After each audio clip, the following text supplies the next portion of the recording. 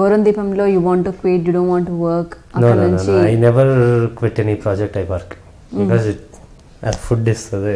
So I never think about rumours వచ్చాయి because గోరంత దీపం చేస్తున్నప్పుడు ఆల్మోస్ట్ అది ఎండ్ అవుతుంది అన్నప్పుడు నా పేరు మీనాక్షి ఆఫర్ వచ్చింది. ఫస్ట్ నా పేరు మీనాక్షిలో నేనే చెయ్యాలి. అప్పుడు నేను కన్నడ సీరియల్ ఒకటి చేస్తున్నాను, తెలుగు గోరంత దీపం చేస్తున్నాను. గోరంత దీపం జీతో అగ్రిమెంట్ ఉంటుంది. సో వాళ్ళు ఎక్స్టెన్షన్ చేసుకున్నారు 1 year ఎక్స్ట్రా, 1.5 year తర్వాత 1 year మళ్ళీ ఎక్స్టెన్షన్ చేశారు. I said okay, but serial end అవుతుంది, ఇంకో 2-3 monthsలో ఎండ్ అవుతుంది, నాకు ఇంకో ఆఫర్ వస్తుంది. So I was free. Kannada serial అదే టైంకి అయిపోయింది.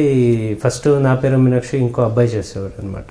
సో 55th episode 56th episodeకు మళ్ళీ నన్ను అడిగారు, ఇప్పుడు చేయగలుగుతావా, because we are thinking of replace అంటే ఓకే ఫైన్ అన్నది.